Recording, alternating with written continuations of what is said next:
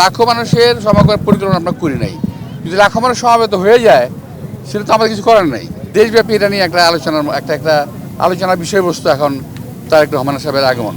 আমাদের এখানে যারা নাকি কাজ করার, ডেকোরেটরের যারা কাজ করতেছে, মাইকের কাজ হচ্ছে, ডেকোরেটরের কাজ হচ্ছে। আর তুমি যেটা বলছো সার্বিক, কি বলছো এটা নিরাপত্তা বিষয়টা তো আমরা নিশ্চিত করার চেষ্টা করতেছি।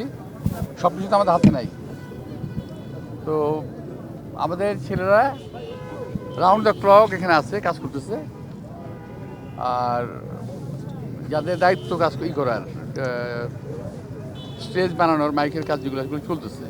তো দেখতে পাচ্ছ, এটা আমার তো বিবরণ দেওয়ার কিছু নাই। তো জানার কিছু সেটা বলো। নিরাপত্তা নিয়ে কোনো শঙ্কা আছে কিনা আপনাদের বা আপনার দলের? এই মুহূর্তে তো পুরো জাতি তো একটা শঙ্কার মধ্যে আছে। শুধু একটা নিরাপত্তা না, আমাদের পুরো জাতিতে একটা একটা একটা শঙ্কার মধ্যে আমরা আছি প্রতিটা মুহূর্তেই। তো খুলে বলো ফ্যান্টাস্টিক নিমো খালাল বিস্কুট খায় সানিও স্ট্যাটাস দিছে ফ্যান্টাস্টিক। নিরাপত্তা যতটুকু এনশিওর করা দরকার আমরা চেষ্টা করতেছি, বাকিটা আল্লাহর হাতে। সরকারের পক্ষ থেকে কেমন সহযোগিতা করা হচ্ছে? সহযোগিতা কেমন করা হচ্ছে বলতে পারবো না, তবে অসহযোগিতা নাই।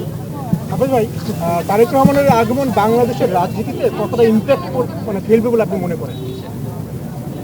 তোমার কি মনে হয় যে আমাদের অ্যাক্টিং চেয়ারম্যান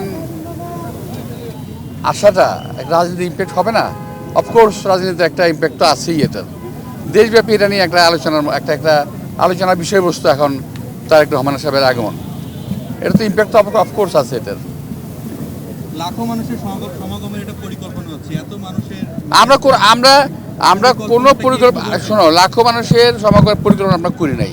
যদি লাখো মানুষ সমাবেত হয়ে যায় সেটা তো আমাদের কিছু করার নেই, তাই না? এখন অ্যাক্টিং চেয়ারম্যান আসবে, দেশে মানুষের একটা জাগরণ তো আছে, সেই জাগরণের প্রতিফলন এখানে ঘটবে এটা আমরা আশা করি। কিন্তু এটার জন্য যে আমাদের খুব একটা মানে ওই মানুষ আনার পরিকল্পনা, সেমন কোনো পরিকল্পনা আমাদের নাই। তবে আমরা আশা করছি যে এখানে মানুষের সমাগম ঘটবে, স্বতঃস্ফূর্ত এটা।